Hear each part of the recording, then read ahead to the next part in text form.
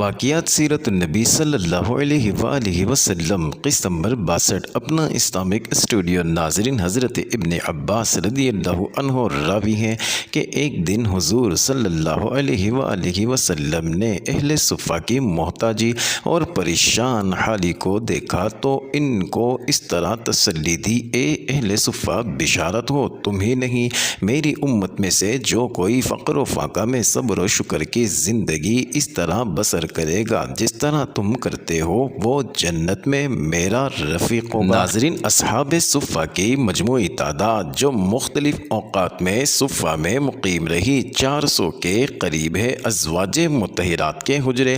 ناظرین، مسجد نبوی کی تعمیر مکمل ہونے کے بعد اس سے متصل 2 حجرے بنائے گئے، جن میں سے ایک حضرت سودا بنت زمعہ رضی اللہ عنہا اور دوسرا حضرت عائشہ رضی اللہ عنہا کے لیے تھا۔ یہ حجرے کچی اینٹوں سے بنائے گئے تھے۔ ان کی چھتیں کھجور کے پتوں کی تھی۔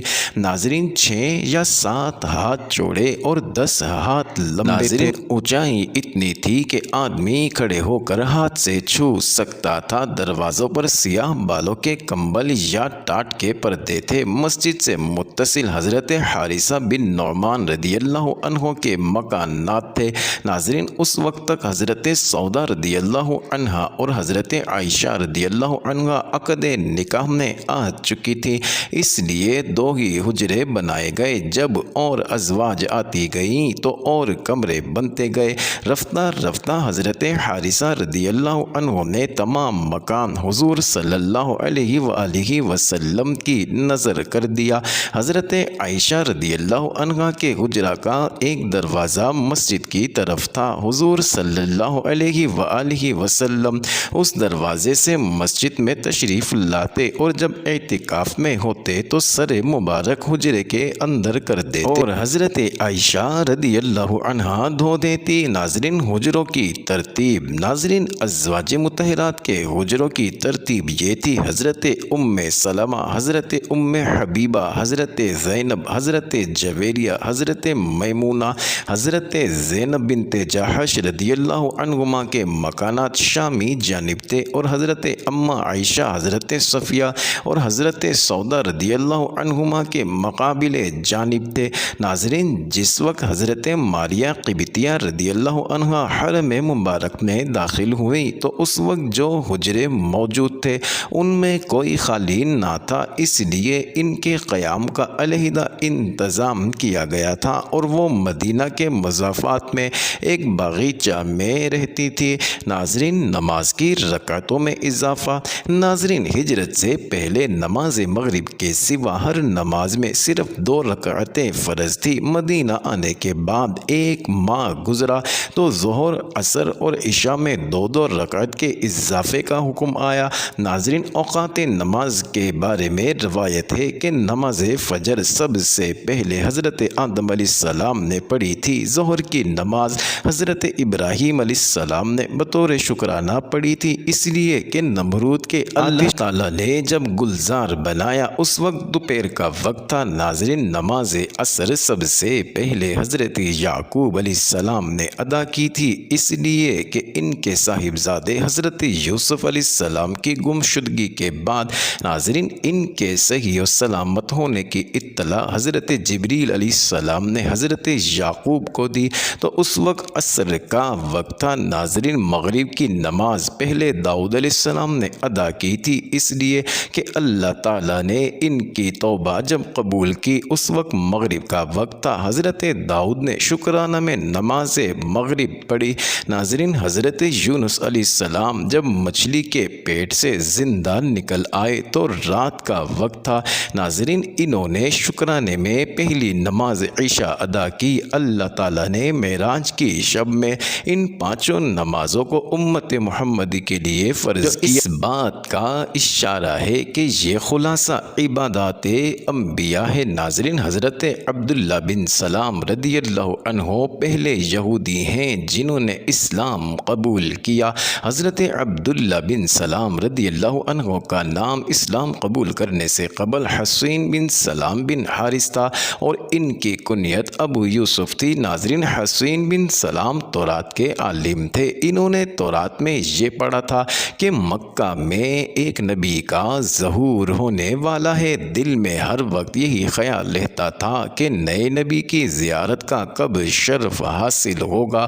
عبداللہ بن سلام رضی اللہ عنہ کہتے ہیں کہ ایک دن مجھے پتہ چلا کہ آپ مدینہ منورہ تشریف لے آئے ہیں اور وادی قبا میں قیام پذیر ہیں۔ جب نبی کریم صلی اللہ علیہ وآلہ وسلم تشریف لائے تو لوگ بھاگ کر آپ کی خدمت میں حاضر ہوئے۔ ان بھاگ کر حاضر ہونے والوں میں بھی تھا۔ جب میں نے آپ کو دیکھا تو میں نے پہچان لیا کہ یہ چہرہ کسی جھوٹے کا چہرہ نہیں ہو سکتا۔ ناظرین، حضرت انس رضی اللہ عنہ بیان کرتے ہیں کہ حضرت عبداللہ بن سلام رضی اللہ عنہ کو جب رسول کریم صلی اللہ علیہ وآلہ وسلم کے مدینہ تشریف لانے کی خبر ملی تو وہ آپ کی خدمت میں آئے اور کہا کہ میں آپ سے 3 چیزوں کے بارے میں پوچھوں گا جنہیں نبی کے سوا اور کوئی نہیں جانتا۔ نمبر 1، قیامت کی سب سے پہلی علامت کیا ہے؟ نمبر 2، وہ کون سا کھانا ہے جو سب سے پہلے جنتیوں کو کھانے کے لیے دیا جائے گا؟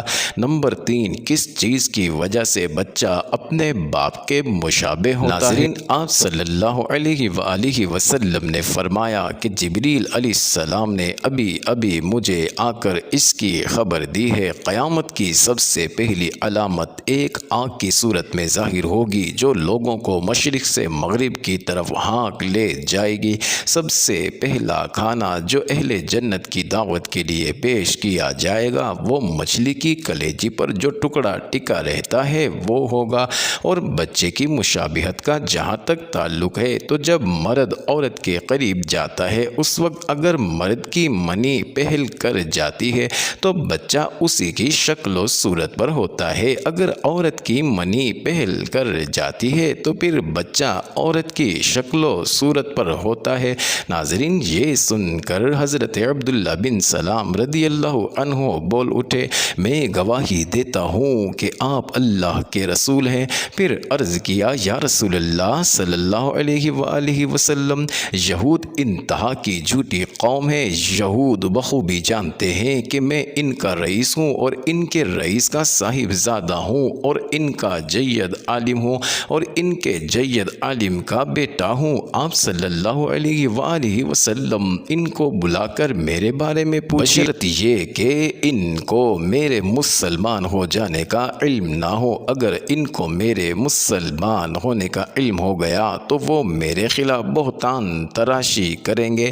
چنانچہ حضور اکرم صلی اللہ علیہ وآلہ وسلم نے ان کے پاس پیغام بھیجا، وہ آئے تو حضرت عبداللہ رضی اللہ عنہ گھر کے اندر چھپ کر بیٹھ گئے۔ آپ صلی اللہ علیہ وآلہ وسلم نے ان کو تلقین کی، ایک گروہ یہود، افسوس اللہ سے ڈرو، اس کی قسم جس کے بغیر کوئی معبود نہیں، تم جانتے ہو کہ میں برحق رسول ہوں اور تمہارے پاس دین حق لایا ہوں۔ انہوں نے کہا، ہم نہیں جانتے۔ آپ صلی اللہ علیہ وآلہ وسلم نے یہ بات 3 بار کہی۔ پھر حضرت صلی اللہ علیہ وآلہ وسلم نے ان سے پوچھا، تم لوگوں میں عبداللہ بن سلام کون صاحب ہیں؟ سارے یہودی کہنے لگے، وہ ہم میں سب سے بڑے عالم اور سب سے بڑے عالم کے صاحب زادے ہیں، ہم میں سب سے زیادہ بہتر اور ہم میں سب سے بہتر کے صاحب زادے ہیں۔ ناظرین، حضرت صلی اللہ علیہ وآلہ وسلم نے ان سے فرمایا، اگر عبداللہ مسلمان ہو جائیں تو پھر تمہارا کیا خیال ہوگا؟ انہوں نے کہا، اللہ تعالیٰ انہیں اس سے محفوظ رکھے، بخدا وہ مسلمان نہ ہوگا۔ ناظرین، آپ صلی اللہ علیہ وآلہ وسلم نے فرمایا، اے ابن سلام باہر آئیے۔ ناظرین، حضرت عبداللہ رضی اللہ عنہ باہر تشریف لائے اور کہا، میں گواہی دیتا ہوں کہ اللہ کے سوا اور کوئی معبود نہیں، اور میں گواہی دیتا ہوں کہ محمد صلی اللہ علیہ وآلہ وسلم اللہ کے سچے رسول ہیں۔ معتبر یہود، اللہ سے ڈرو، واللہ تم خوب جانتے ہو کہ آپ صلی اللہ علیہ وآلہ وسلم اللہ کے رسول ہیں اور آپ دین حق لے کر آئے ہیں۔ ناظرین، انہوں نے کہا، تو جھوٹ بولتا ہے، اب وہ سب ان کے متعلق کہنے لگے کہ ہم میں سب سے بدترین اور سب سے بدترین کا بیٹا ہے، وہیں وہ ان کی برائی کرنے لگے۔ چنانچہ حضور اکرم صلی اللہ علیہ وآلہ وسلم نے ان کو مجلس سے نکال دیا۔ معزز ناظرین، یہ انٹرسٹنگ ویڈیو جاری ہے، آئندہ پیش کی جانے والی 107 آخری ہوں گی، اور آپ ہماری ویڈیوز دیکھنا مت بھولیے گا۔ اگلی ویڈیو قسط نمبر 63 میں دیکھیے گا۔